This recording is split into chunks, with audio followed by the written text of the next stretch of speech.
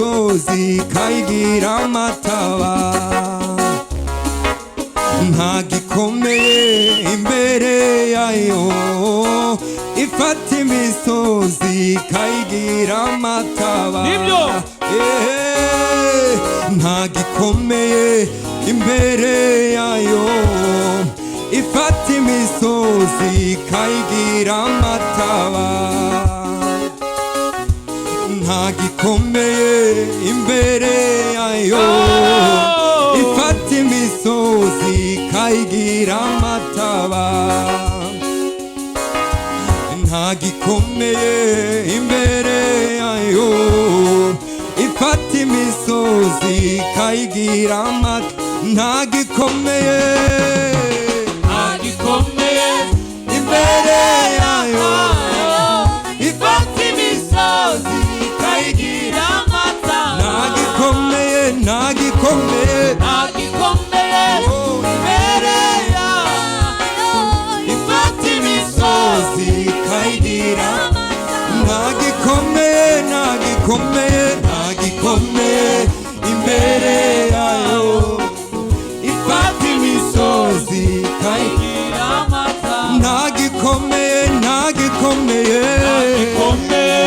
imbere yayo ifata imisozi ikayigira amataba nta gikomeye imbere yayo ifata imisozi ikayigira nta gikomeye imbere yayo ifata imisozi ikayigira nta gikomeye imbere yayo ifata imisozi ikayigira nta gikomeye imbere yayo ifata imisozi ikayigira amataba Imana yacu niyo yo kwiringirwa ibihe n'ibihe Imana yacu niyo yo kwiringirwa ibihe n'ibihe Imana yacu niyo yo kwiringirwa ibihe n'ibihe Imana yacu niyo yo kwiringirwa ibihe n'ibihe Imana yacu niyo yo kwiringirwa ibihe Imana yacu niyo yo kwiringirwa ibihe kandi Imana yacu niyo yo kwiringirwa ibihe haba mu mvura mu mwijima w'icuraburindi n'Imana itabara haba mu mvura mu mwijima w'icuraburindi n'Imana itabara haba mu mvura mu mwijima w'icuraburindi n'Imana itabara haba mu mvura mu mwijima w'icuraburindi n'Imana itabara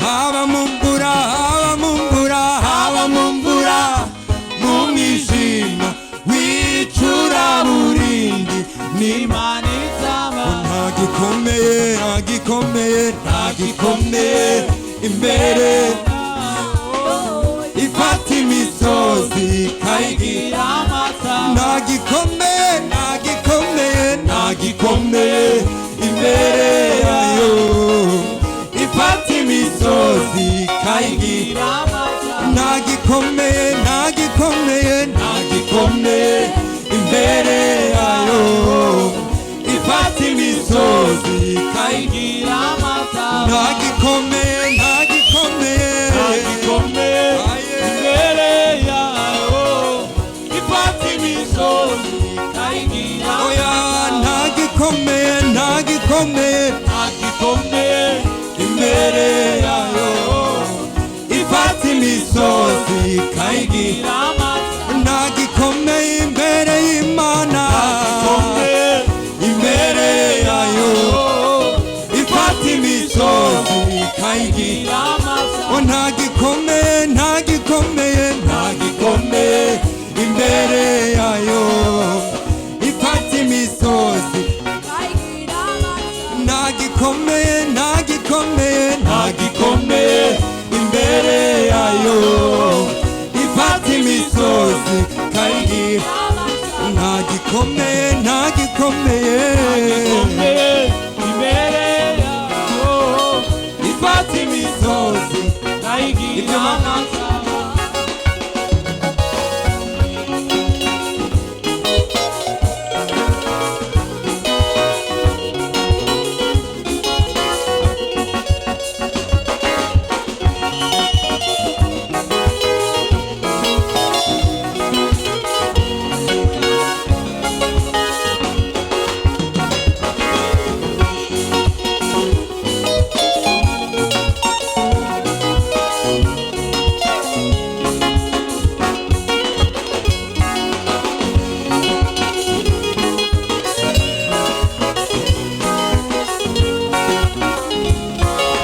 ntagikomeye ntagikomeye ntagikomeye imbere yayo ifata imisozi ikayigira ntagikomeye imbere y'Imana imbere yayo ifata imisozi ikayigira ntagikomeye ntagikomeye imbere yayo ifata imisozi ikayigira ntagikomeye ntagikomeye ntagikomeye imbere yayo ifata imisozi ikayigira ntagikomeye ntagikomeye ntagikomeye imbere yayo ifata imisozi wabivuga nawe ntagikomeye ntagikomeye ntagikomeye imbere yayo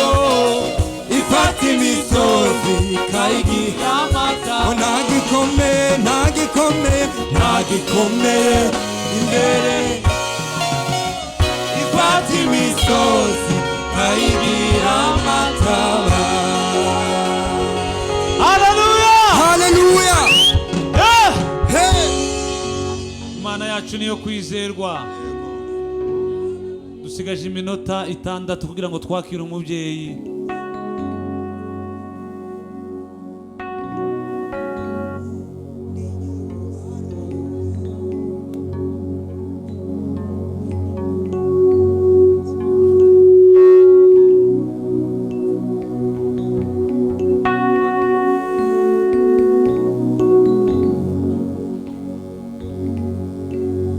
wera wera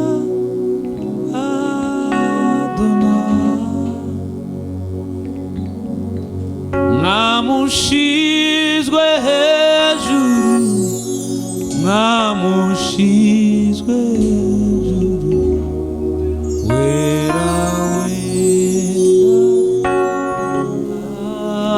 Adonai wera wera Adonai wera wera Adonai wera wera Adonai mwamushizwe hejuru mwamushizwe hejuru wera wera Adonai so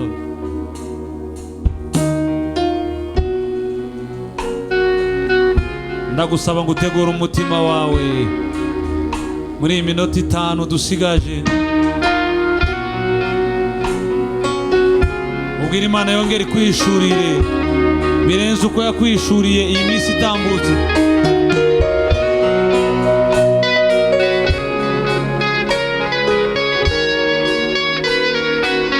ubwo Imana igiye gukoresha umugaragu wayo ntave ku gatuti utakiriye icyo Imana yaguteguriye.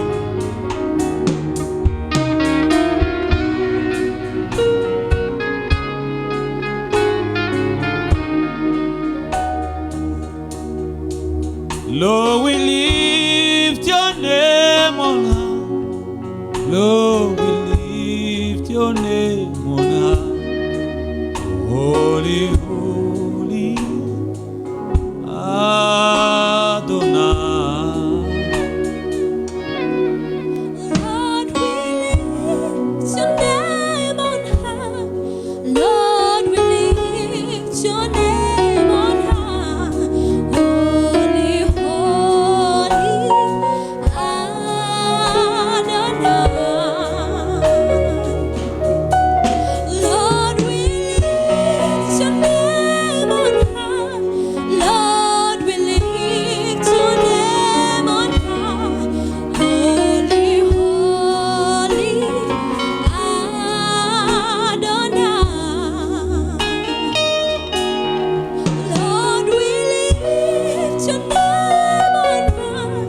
Lord, we lift your name on high. Holy, twese tukaririmba rimwe hanyuma twakira umubyeyi wacu. Ntamushizwe hejuru, ntamushizwe hejuru, ntamushizwe hejuru, wera wera Adonai. Ntamushizwe hejuru, ntamushizwe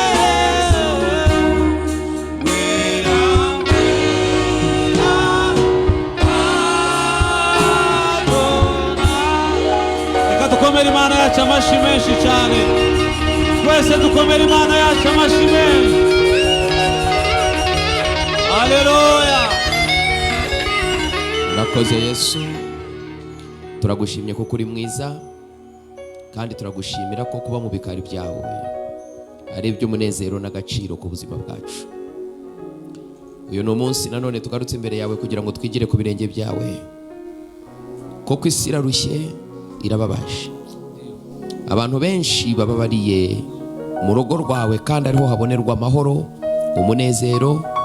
Ariho abantu bagirira agaciro, bakahabonera ubugingo, bakahabonera n'amasezerano utanga. None ndagusabye ngo ubwo nubaka foundations z'ibyo twizera bituma abantu bahindurirwa ubuzima n'amateka, ndagusabye ngo ukomeze kuduha ubwenge, ubwenge bwo kubabwira ibyo ushaka, ubaha amatwi yo kubyumva neza, kandi bamenye ko ubwenge ari ukumenya icyakugirira akamaro, ukagikurikirana kurinda kiguhaye icyo cyasezeranije, kugira ngo mu gihe cyashyizweho atari kera ubuzima bwacu butangire guhinduka mu izina ryera rya Yesu Kristo. Deka umucyo wawe umurike, umucyo wawe ni ubugingo, kandi umucyo kandi ubuhanga bwose buturuka kuri wowe, kuko byose byaremwe nawe.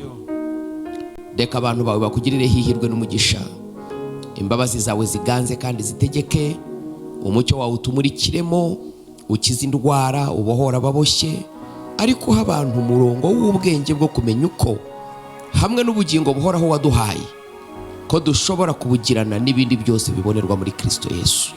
Ndagushimye, uha umugisha abantu bose baje kuramya, abaje bakaguhimbariza imbere yawe, abari mu iteraniro, haba kuri YouTube live, haba kuri Zoom, haba kuri TikTok. Ndagusabye ngo ubuntu bwawe bubagereho.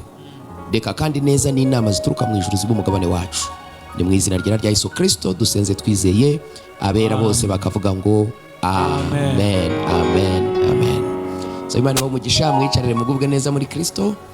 Mwakoze kuramya Imana no kwihimbaza neza, mwakoze gukoresha impano zanyu mukayiramya, mukoresha ingabire zose mwahawe. Imana ibahe umugisha. Muri meze neza abana b'Imana, abana b'igicaniro cy'agakiza kukuri. Ndashaka kumenya niba muri amahoro. Imana ibahe umugisha. Ntabwo byoroshye kuvugana n'umuntu uri kure. Twishyiramo kubwo mwadusubije ko ari amahoro, no kubyishyiramo cyangwa umwuka akagira ibyo bitubwiraho.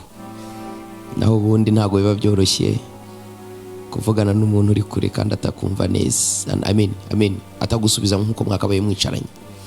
Now today ndakomeza kubaka foundations z'ibyo twizera kandi bitubera umugisha. Ibyo twizera kandi bitubera umugisha.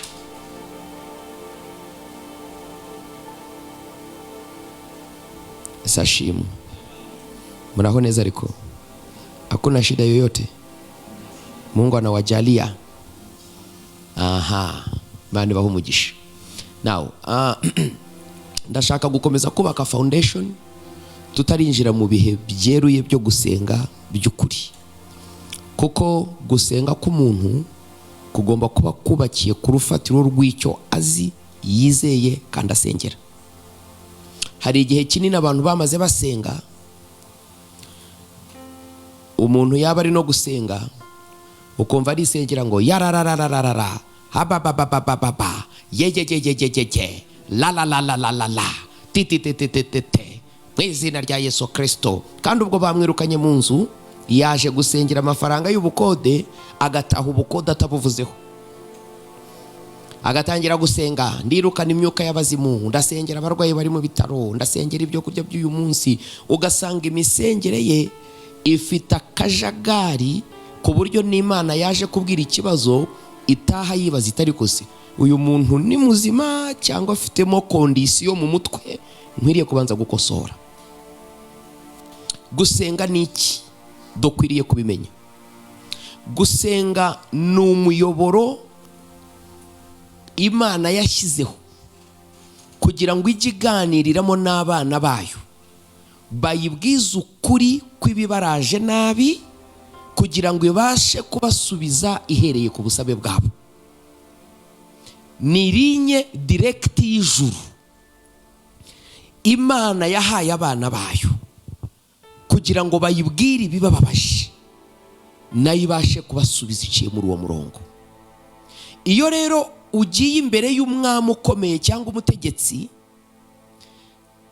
ni byiza ko ugenda uzi icyo ushaka kuvugana nawe. Tekereza nk'ubu umukuru w'igihugu uherereyemo akubwiye ngo nguhayira ndevu, umbwira icyo nagufasha, ugatangira kumubwira mbona muyobozi buriya rero undi yo nsanga handi mu nzira nza nahuye n'imbwa ishaka kundya, ariko abasirikare we barayinkiza, deko tugeze mu nzira mpasanga akana karwaye diare, mbanza kukajyana kwa muganga. Hari igihe iminota yakugeneye ishira kuko hari abatonze umurongo bashaka kugira icyo basaba. Haleluya. So iyo umuntu agiye gusenga agomba kuba azi neza yateguye ikimuraje nabi, aje kubwira umwami we ku buryo adategwa cyangwa agazarire mu bidafite umumaro. Icya kabiri, gusenga ni umuyoboro kuganira Imana yashyiriyeho abana bayo kugira ngo bayibwire amashimwe y'ineza yabagiriye. Warakoze data, uyu munsi nzango no kugushima. Cya gihe nari mfite ideni ryari rigiye kunjyana muri gereza, ni ukuri byari byarangiye nabibonye, ariko igihe nari mfukamye nsenga nijoro uransura, urambwira uti mwana wanjye nkwishyuriye ideni bukeye ririshyurwa. Haleluya. Nje kugushi. So gusenga kugizwe no gushima, kugizwe no gusaba, kugizwe n'ibyo bita supplication, kwinginga. Ukaza ukabwira Imana uti Imana ntabwo nkuva imbere. Supplication. Ndabizi yuko hashobora kuba hari abari batahiwe uyu munsi ari umunsi wabo.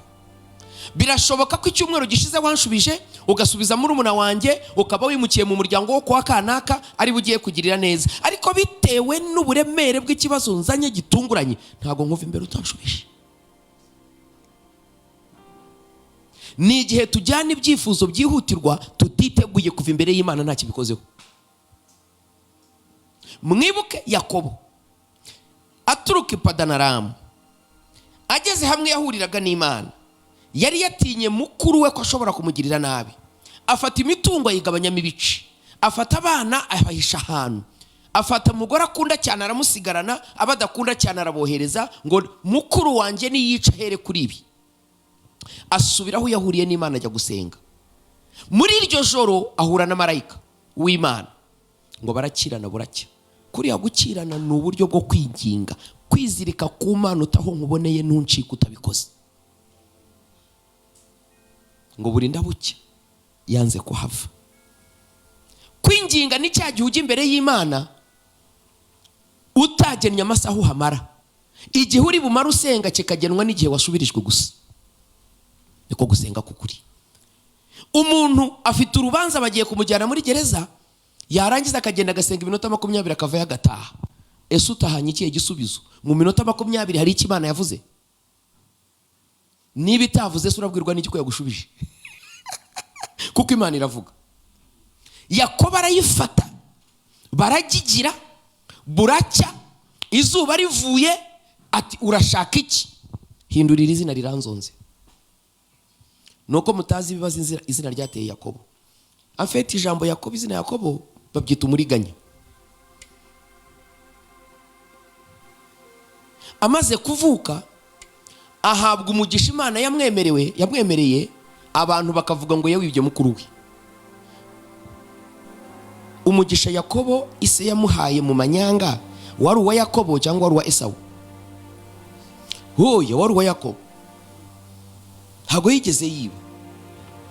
Urabona Bibiliya tubwira ngo igihe Rebeka yari atwite, ngo abana bakiraniye mu nda ye, ngo bakiranye, ngo aravuga ati ibi bintu uko bidasanzwe ni ibiki? Ngo aragenda ajya gusenga abaza Imana ati Imana, ibi bintu bimbayeho ni ibiki? Ngo Imana iramubwira ngo humura Rebeka, ngo mu nda yawe harimo amahanga gahe 2, kandi azatandukana akimara kugera hano hanze, ariko muto niwe uzaba umukuru. So ibyo byabwiwe Rebeka, ariko Isaka ntiyabimenya. Isaka agiye gutanga umugisha, Rebeka amenya ko bagiye kuwuha Imana itavuze, akoresha ibimeze nk'amanyanga kugira ngo umugisha ujye mu maboko ya nyirawo. Ntago Yakobo yigeze wiba, ahubwo nyine yakoresheje tekinike zituma umugisha ugera kuri nyirawo.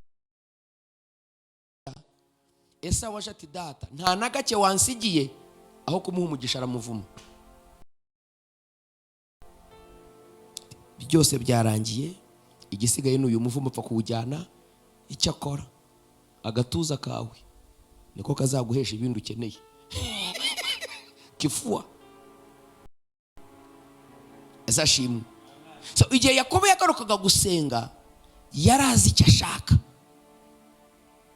ariko izina ryitwa Yakobo ryari ryaramuzengereje. Nicyo cyatumye sebukwe amuriganya imyaka inshuro 10 zose, kamubwira ngo nzaguhemba 500, bajya guhembwa akabihindura ngo ni 100, amafaranga yabaye make. Nicyo cyatumye akora imyaka 7 ngo bamuhe Rasheli, yajya kurongora agasanga bamuhaye Leya. Akora imyaka 14 kugeza nabwo Imana ije kumutabara. Iyo usenga hari amasengesho y'ibintu byihutirwa utava imbere y'Imana itagize ikibivugaho. Nzaryama hasi, nzarya sinzanywa amana, ngo imbere yawe kugeza unshubije. Abarokore bikozayo bakagaruka, kayibwira ngo Mana ngo nguvuye he? Ngo mvuye kuyibwira. Ndayibwiye mvuye ku musozi, ndayibwiye pe. Ariko se ko Imana ivuga yagushubije mu gihe wavugaga, none se niba itagushubije ubwiwe n'iki ko ibyo wayisabye yabyemeye? Uri umurokore uzi Imana ivuga. So mu gihe dusenga, umwuka w'Imana yashimye ko biba ngombwa ko tumenya ibi bintu bitubuza kwinjira mu by'Imana yadusezeranije, kugira ngo tumenye uko dusenga twinjire mu mugisha w'ukuri. Cya mbere dufite ubugingo buhoraho, icya kabiri dutungishijwe muri byose. Hari abarokore benshi bamaze guhindura amadini bakajya mu yandi madini, kuko mu Bukristo baburiyemo umugisha. Bamwe babaye abasilamu, abandi babaye abarangi, naryo ni idini, abandi binjiye ahandi muri Illuminati, nayo ni idini, abandi bagiye mu bintu nk'ibyo. Kubera iki? Kuko Ubukristo babusonzeyemo, babubabariramo. Kandi nyamara ubutunzi bwose nitwe tubufite. Ndashaka ko tumenya foundations z'ibyo twizera. Uyu munsi dufite simu ivuga ngo menya principality, umwuka ufashe amasezerano yawe kugira ngo utayageraho, kugira ngo nawe ntakugereho. Murabona ko mfite umurongo w'ibyigisho bimwe byubakiye ku rufatiro rwa Kristo no kwera, ariko ndabizi ko ibibazo dufite mu miryango yacu no mu buzima bwacu bigezaho bituma twumva Imana itari seriye mu buzima bwacu. Kavuga uti no gusenga nta kundi, ariko nimugoroba ukajya kuragusa kuko ubona Yesu atari gukora. Ibi bintu ni mu byitaho bizahindura ubuzima bwanyu burundu. Kadusoma Abefeso 6:12. Abefeso 6:12. Urwandiko Paulo yandikiye itorero ryo muri Efeso, ibice 6:12. Abenshi mwarahasomye murahazi, kuko tudakirana n'abafite amaraso n'umubiri, ahubwo dukirana n'abatware, n'abafite ubushobozi, n'abategeka iyi si y'umwijima, ndetse n'imyuka mibi y'ahantu ho mu ijuru. Izi categories uko ari enye ni ikintu gikomeye ukwiriye kumenya, kuko tudakirana n'abafite imibiri n'amaraso nkatwe. Buriya bavuze ngo ikintu ntigifite umubiri ntigifite n'amaraso, babivugira kuko igifite amaraso n'umubiri ari ikinyantege nke munsi y'ikitabifite.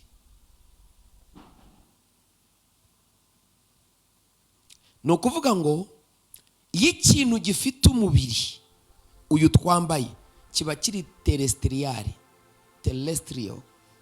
gifite ububasha buri confined ku isi, ku butaka terre. Iyo ikintu kiri celestial ni celeste, gifite ubuturo n'imbaraga guhera mu kirere. Igifite ububasha bwo gukorera mu kirere gitegeka ibiri munsi yacyo muri dimension. Atari Yesu Kristo, daimoni yaguhubuza kuri aka gatuti akakunywa amaraso akagushiramo udahumetse. Nuko dufite Imana iturimo n'ingabo zidukikiye ziturinze tutabonesha amaso. Haleluya. So Paulo ari kutubwira ngo duhanganye n'ibiremwa bikomeye by'ibinyembaraga. They are powerful, they are mighty, they are strong. Uyu munsi ndashaka ko dutinda ku kintu cyitwa principality. Batubwiye ngo cyitwa abatware. Urabona abatware biroroshye no kubimenya. Abatware mu Cyongereza hano babita aba prince, principalities. None se prince ni muzi cyari cyo? Prince ni igikomangoma Imana iguha umugisha. Wajya unsemurira ko numva ubizi. Ni wowe n'uyu uyagiye kuba umusemuzi, yazashimwe turashaka ku ingoma. Yazashimwe. So ni bikoma ngoma. Igikomangoma n'umwana uvuka ku mwami, ariko udafite ubutaka ategeka, ariko afite amaraso y'ubutegetsi, yaremanywe ubushobozi bwo gutegeka, ariko icyo adafite ni teritwari yonyine, kuko se aracyari ku ngoma. urumva, ariko afite amaraso ya cyami.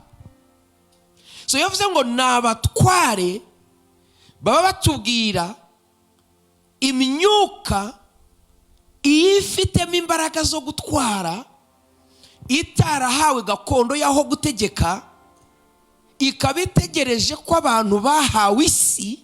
Munyumve neza, kuko isi yahawe abantu, ntabwo yahawe imyuka. Bakaba bategereje ko abantu bahawe isi bazamuha karibu ngo ngwino utegeke igihugu cyacu.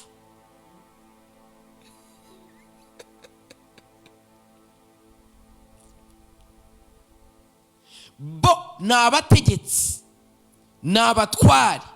Bimeze nk'uko umuntu aba ari umuturage ariko ari umwana w'umwami.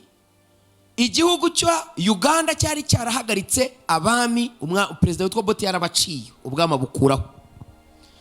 Ku ngoma ya Museveni yemera ko abami bagaruka. Kugira ngo Ubugande bubone umwami, barebye mu bana b'umwami bari benshi, hatoranywamo umwe ukwiriye gusimbura se. Akorerwa imihango n'imigenzo yakorerwaga abakurambere be, kugira ngo yicazwe ku ntebe y'abakurambere be ategeke Ubugande. Hari igihe yari igikomangoma, none ubu yabaye umwami. Niba ushaka guhura n'ibyago mu Bagande, uzavuge nabo umwami wabo. Babyumvise?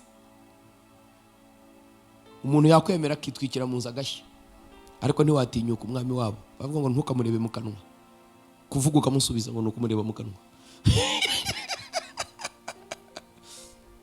Ngo amaguru ye ni inyundo, amenagura amabuye yandi. Ngo ni intare, ni igikoko, kuko aganje. Bataramuha intebe yo kuganza ngo ategekeremo, yari igikomangoma. Ntago bari gufata umuntu usanzwe utavuka mu muryango w'umwami ngo yime iyo ngoma. Atarabona ingoma, yari umutegetsi w'impunzi uzerera mu bindi bihugu. Ariko igihe igihugu cyemeraga ngo abami bagaruke, yahawe ubutaka, atangira gutegeka. Niko iyo myuka imeze. So muri cya gihe ubw'isi yagenderaga mu mwijima ya Sataraza, umwanzi Satani yari yaranje akorana n'abakurambere bacu. Isi yose turayitanga, tuyegurira aba bategetsi. Turabaterekera, tubaraguzaho, tugirana nabo amasezerano n'ibihango mu miryango yacu. Aho tumenyeye umucyo wa Yesu Kristo, ubu tugomba guhangana nabo ngo tubakure mu ntebe abakurambere babahaye, kugira ngo Yesu abe ari utegeka byose. Nabo bakavuga ngo agakiza turakemeye, ariko imitungo ntimuyijyana. Niba mwibuka neza, igihe Abisirayeli bari bagiye kuva muri Egiputa, ejo bundi nabasomeye cyanditswe cyo mu Itangiriro 15, Imana ibwira Aburahamu iti, abana bawe bazasuhukira mu gihugu cya Egiputa, bazahababarizwa, ariko imyaka 400 nishira, nzabagarura inaha, ariko bazahavana ubutunzi bwinshi. Murakibuka icyo jambo ko ririmo? Bagiye kuva muri Egiputa, Farawo abwira Mose ati, ndakwemereye, jyana abagabo bose, ujyana abagore bose, ujyana abana bose, mujyana imyambaro yanyu, ariko ntimugire itungo cyangwa ubutunzi mukura hano. Mose aramubwira ati, ntago bishoboka, nta n'urwara rw'ihene tuzasiga hano, tuzabijyana byose, kuko tugomba gutambira Imana yacu ibitambo, kandi ntago tuzi igihe tuzamara mu butayu dutamba. Imana iteza amakuba kugira aho Abanyegiputa babonye bagiye gushira, ngo barababwira ngo nimugende, ngo bakaza bakabura umuturanyi ngo niba ushaka ko ngenda, mpa ya modoka yawe mbone kugenda. Ukayimuha umwikiza kugira ngo agende. Bavuga ngo genda, uti banza umpe ya mafaranga wagurishije muri cya kibanza ejo nawe mbone kuva hano, ni wanga ndahaguma. akabona imfura yapfuye, ati ubwo n'ubuheta burapfa, akajya guhanayo. Ngo basohoka muri Egiputa bayicuje, ubutunzi bwose babusohokanye nk'uko Imana yari yavuze. So iyo twakiriye Yesu nk'umwami n'umukiza wacu, babatware bategekaga mu miryango yacu basanga batatubuza Yesu kuko ubugingo ntibabutubuza, ariko bashaka kugumana iby'umugisha wose Imana yatuvuzeho kugira ngo tubabarire mu gakiza. Ntidukwiriye kumenya ibi bintu kugira ngo twibohore. That's the problem. Nicyo kibazo gikuru gihari. Principalities. Nukuri mbabwiza ukuri. Aba bantu iyo batari mu muryango wanyu warabigobotoye, ibintu byose birikora. Buriya abantu batekereza ko umuntu abona ubutunzi kuko yavunitse cyane. Umuntu abona ibintu kuko afite favor. Bariya abantu bameze nk'urusika ruri hagati yacu n'umugisha. Ujya gufata ikintu bakagikubita. Umuntu ajya kugirira neza bagagira batya. Ugatangira gucuruza, ugacuruza ukwezi kwa mbere bikihuta. Ukwezi kwa kabiri ukagira ngo abakiriya barabirukanye. Ukwezi kwa gatatu ukabona ibintu ntibigenda. Wabura aho ngaho nyiri inzu akabona umuha amafaranga menshi bakagukuramo. Iteka bacura imigambi ituma buri kintu ugerageje gukora cyose cyanga. So iyo tuvuze ngo aba batware, the principalities, tuba tuvuga system itegeka ibihugu, itegeka uturere, itegeka uduce, igena umuco, itegeka iby'ubukungu, imibereho y'abantu mu duce runaka tw'isi. Uzabigenzure, hari ukuntu ugira utya, hakaba hari agace buri mwana utangiye kubyiruka w'umukobwa akaba indaya. Sinzi na murabibonaho, abantu bakajya bavuga ngo sha, ngo hari ahantu ntiwaharerera. Mwajya mubibona?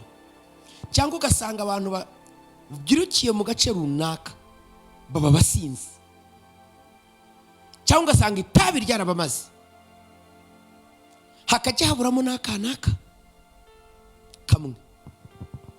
Nuko principalite y'ako gace y'influencinze umuco waho ku buryo ikintu cyitwa urumogi cyangwa inzoga bitegeka buri muntu wese wahagize ubuturo bwe.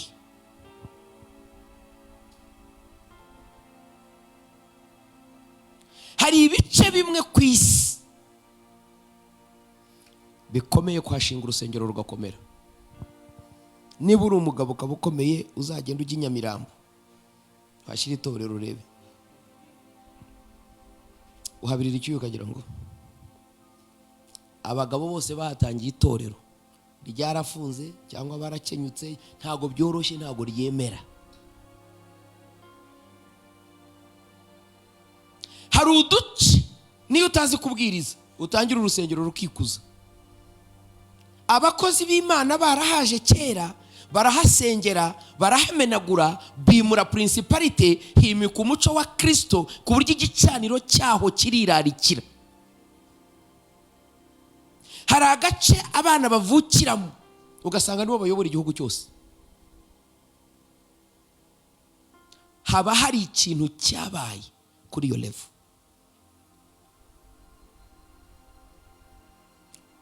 Principalities, ashaka kukubwira ngo buri gace kose harimo n'aha duhagaze, hari marayika uhayobora, hari na dayimoni uhayobora. Uwimitswe n'abakurambere baho niwe utegeka. Niba ari principality ikomoka kuri Satani, niyo ibitegeka kugeza aho abera bazabirindurira iyo ngoma, hakaza marayika w'Imana agahabwa ubutwara aho hantu. Haleluya, haleluya. Niyo mpamvu bushize twasomye muri Danieli, ongera haduhe Rodrigue akanya gatoya. Danieli ibice 10:13.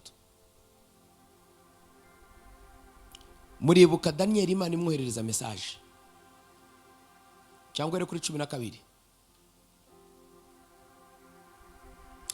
Marayika ahera ko arambwira ati witinya Daniyeli, kuko uhereye ku munsi watangiriyeho gushishikarira gusobanukirwa no kwicisha bugufi imbere y'Imana yawe, amagambo yawe yarumviswe kandi niyanzanye. Iyo ni Imana yayumvise iratuma marayika araje. Ariko ndiyonza umutware w'ibwami bw'Ubuperesi. Iyi ni prince. Principality ni iki? Ni ubutegetsi bw'umwuka butaboneka buba inyuma y'ubutegetsi bw'isi tuzi.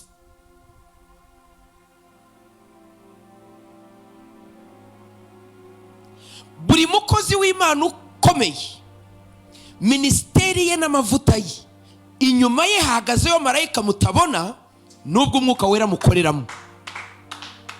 Buri mucuruzi ukomeye wese afite inyuma y'umuntu mutabona umushyigikira akamutera inkunga. Kugeza ibi bintu bimenye, uracyafite urugendo rwo muri ubu buzima. Ariko umutware w'ibwami bw'Abaperesi amara iminsi 21 ambuza. Nyuma Mikayire ni mumuzi, umwe wo mu batware bakomeye, nawe yitwa iki? Marayika Mikayire ni iki? Nawe ni prince. Muribuka ya nkuru ivuga ngo nuko abana b'Imana prince nibo bamarayika bacumuye bamwe. So mu rwego rw'abamarayika bakomeye ku nzego zabo zose, hari abagiye mu ruhande rw'umubi, hari n'abagumye ku ruhande rw'Imana. Marayika Mikayire nawe ni prince. Kuki bitashobokaga kuri ya marayika atsinda prince w'Ubuperesi? Mu miterere y'inzego z'ibiremwa bikorera Imana, iyo witwa prince ntago watsindwa ku rugamba n'umumarayika uri munsi y'ubutware bwawe, niyo yaba yaracumuye. Urabona nk'ubu ngubu uramutse ukoze icyaha uri koroneri mu gisirikare, ntago ushobora kubazwa cyangwa ngo uburanishwe na kapiteni mu gisirikare. Niyo waba uri inyeshyamba, ukaba uri rebeli, uri inyeshyamba irwanya igihugu, bakagufata, ntago ushobora kubazwa n'umusirikare kapiteni uri koroneri. Bashaka koroneri cyangwa hejuru yawe niwe ukubaza. Niko hierarchy ziteye. So uriya marayika je yatangiriwe n'ufite ranka yo hejuru kuri we, ntago yashoboraga kumutsinda nubwo yakomeye Imana. Aramufata ashyira muri kasho, arafunga umunsi wa mbere, umunsi wa kabiri, umunsi wa gatatu, umunsi wa kane, umunsi wa gatanu, umunsi wa gatandatu, umunsi wa karindwi, umunsi wa munani. Daniyeli aguma kuma vi. Iyo Daniyeli aza kumara iminsi 20 gusa akarekera hagataha, iki gisubizo nticyari kuzamugeraho.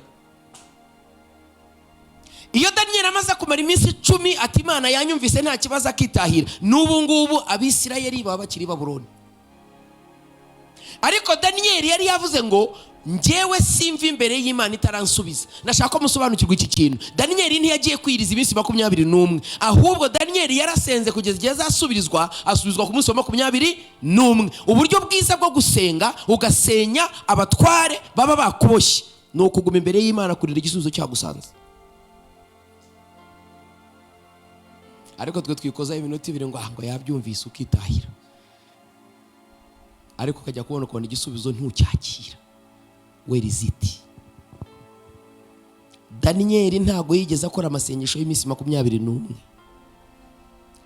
Daniyeli ku munsi wa 21 nibwo yashubije arataha. Yahavuye ari uko abonye igiki igisubizo. Rero twebwe malheureusement twikorera amasengesho y'iminsi 21, tugakora iya 40, tukikorera iyi 3 ngo ifite significance. Nta kibazo natwe turayakora 21 73. Ariko abakurambere bacu ntabwo ari kuri abakoraga. Njya nsetsa abantu, mujya mubona ko abantu bavuga ngo dukora amasengesho nka ya Yesu. Yesu yirije iminsi ngahe? 40 ariko ntabwo ari byo. Usubirayo ubisome. Ntabwo Bibiliya ivuga ko Yesu yirije iminsi 40. Biravuga ngo nuko Yesu akimara kuva mu mazi ngo ajyanwa n'umwuka mu butayu kujya kugeragezwa. Siko bivuga ngo amara y'iminsi 40 abona gusonza. He wasn't hungry. Yari kuri kinshakiro kimwe muri Matayo 4. Hii mambo mnatoanga wapi nyinyi? Nyuma y'iminsi 40 abona gusonza. Mwashaka ko arya adashonje? Yime noneho tukarebe nako kugira ngo turebe niba ari nge wayobye. Ngeze kwiriba ndatuje nyiri ryori mama tayi bice binero Waneza ikiganza chiwe chijojobi utingoze umwami mereko mbuke. Hera kuri 3 isoza barebe. Hera kuri 3 isoza.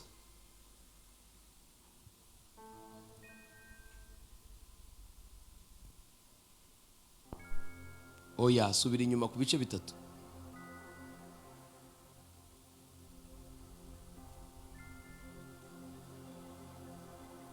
Ndumva na Mariko kanari ivuga kimwe nayo. Have you found it for me? Subira kuri 16. Yesu amaze kubatizwa uwo mwanya ava mu mazi, ijuru riramukingukira, abona umwuka w'Imana amanuka asa n'inuma amujyaho. 17 maze ijwi rivugira mu ijuru riti nguyu umwana wanjye nkunda nkamwishimira. Bagiye muri Luka. Twakomeje ibice biri umurongo wa mbere. Maze Yesu ajyanwa n'umwuka mu butayu kugeragezwa n'umwanzi. Yarijyanye umwuka yamujyanye ku ngufu. Ntabwo yari gahunda ye, nta masengesho yapanze, ntabyo yari yateganije. Umwuka yaramucakiye akiva mu mazi, umwe mumanukiyeho aramukacira ati ngwino bazije kujya ku ikosi. Haleluya. Umwuka niwe mugize ute? Ntabwo Yesu yigeze bipanga. Nta na gahunda yarafite yo kujya mu butayu. Maze amazi iminsi 40 n'amajoro 40 atarya abona gusonza. Ushatse wayakoma cyane bigasobanuka. Ariko abantu birirwa twigisha ngo nuko Yesu ajya mu butayu ngo ajya kwiyiriza ngo iminsi 40. Who told you that? Nubwa mbere wajya gubisimbuka usoma. Mwani muzi ko yiriza iminsi 40.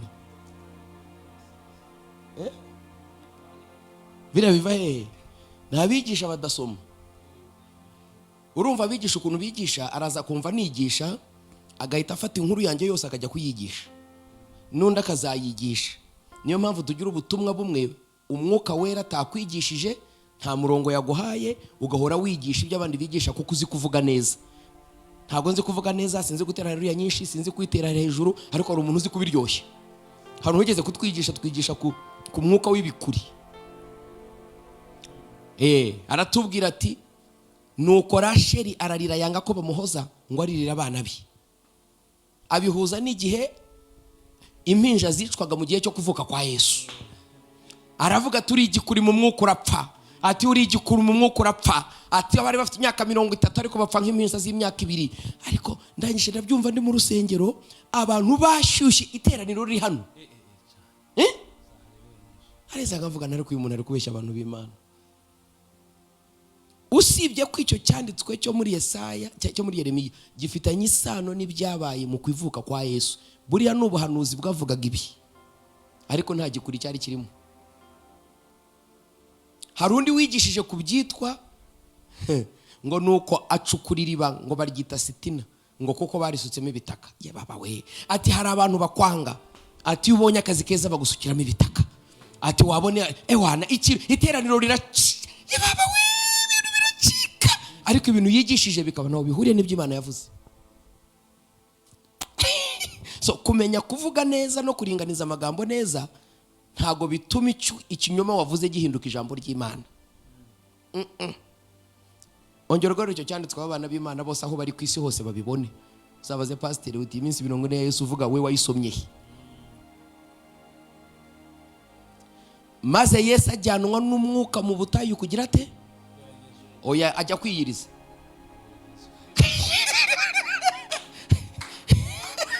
Ajyanwa n'umwuka wera mu butayu kugira ate? Ntago muzi iki uku kugerageza uko ari kumaze. Ndashaka kuzabigisha ku bintu bitatu. Cyitwa ikigeragezo, icyitwa moshya, n'icyitwa gutotezwa. Ni ibintu bitatu byitwa ibigeragezo. Aha iyo Yesu atsindirwa gucungurwa kwari kurangiye. Amaze gutsinda no ku musaraba yari yatsinze. Kuko akimara gutsinda biravuga ngo nuko ngo abamarayika bahita baza kumukorera. Kumukorera iki? Kumufasha noneho ngo atazongera gutsindwa. Nibyo byitwa gutsindishirizwa. Ukagira ubundi bufasha butaguturutseho. Kuko ikizamini cya mbere wagitsinze. Ngo izina rye inkuru yitangira kwamamara. Yatsindwa aha kwisha mama. Aha murongo wa 2 wa 3 amazi iminsi 40 n'amajoro 40 atarya abona kugira ati ashonje bigenda bite noneho 3 umwanzi aramwegera. Umushukanye aramubwira ati ariko se niba uri umwana w'Imana kari akabuye wakagize umutsima ukirira mani. Wasanga ariyo mvuga yakoreshaga. Atara mani. Ayibonye. Katwikomereza 40 jours ndayirangije. Nzayigarukeho. Bazanyica nimuvuga ngo narabivuguruje bazonica. Ariko bira nta nicyo bibayivuze nawe bihuriye. Ariko sijyo ko tujya dukora amasengesho y'iminsi 40 kandi akatugirira umusaruro. Sibyo? Atugirira umumaro rwose ntacyo bitwaye. Ariko niyo wasenga 100 yaguha umusaruro utana 40. It's not a problem. Twahavuye Rodri twagiye. Now nashaka kuvuga iki rero? Agace kose ubona ku isi, ubwoko bw'imyuga yose ubona mu isi, imico myinshi y'abantu ubona mu isi yubatswe kera cya gihe n'aba bagabo kugira ngo igenge imibereho y'abantu bategeka mu nyungu zabo. Igihe cyose utarasenya uyu muco ngo ukore ku muryango wawe, ngo usenye uyu muco mu gace ukoreramo akazi, ngo usenye uyu muco mu gace utuyemo, uguma mu bubata kuko utegekwa n'umwami utegeka icyo kirere, kandi uwo mwami si inshuti yawe n'umwanzi w'Imana yawe. So mbere yuko wibohoza ukwiriye kubohoza naho utuye. Niyo mpamvu buri mukristo wese agomba kugira inshingano y'ubwinginzi. Abandi baryama bari mu buriri ukabyuka ugatangira kugenda mu gace utuyemo. Mu izina rya Yesu Kristo wowe naburagara ndakubohoza ndakugarura. Hari icyo abakurambere bakoze, bahamagariye imyuka y'imbaraga mbi bayizana muri aka gace, bakita izina kubera iyi mpamvu. Hari imihango runaka bahakoreye. Uyu munsi mpahagaze mu cyuho cy'abana b'Imana mu izina ryera rya Yesu Kristo. Ndimura imbaraga mbi zose zitegeka naburagara, zitegeka aka karere, principalities n'imico yabo, ugasenga kugera igihe ikirere ugikura mu maboko yabo. Imana ikohereza marayika ushinzwe ubwo butaka. Nibwo gusenga no gusubizwa kw'abana b'Imana muri ako gace bwemera nta nkomyi. You must. Niyo mpamvu igihe Abisirayeli bajyaga mu gihugu cy'i Kanani cyakorerwagamo ibigirwamana, Imana yarababwiye ngo ikintu cya mbere muzakora nimuhagera musenye ibicaniro byose bubakiye ibigirwamana byabo, kugira ngo mwice icyo bita stronghold, aho bihuriza n'imbaraga zibaho ubutware. Muhasenye utununga twose mudushyire igicaniro cyanjye.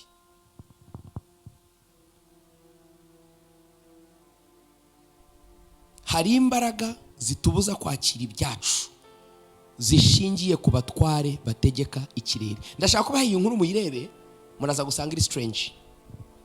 Iri muri Bibiliya, muramenya impamvu yabayeho. Matayo 8 murongo wa 23 kugera ku 34 na Mariko 5 murongo wa 1 kugera ku 17. Iyi nkuru ndabizi mufite ukuntu mwayigishijwe.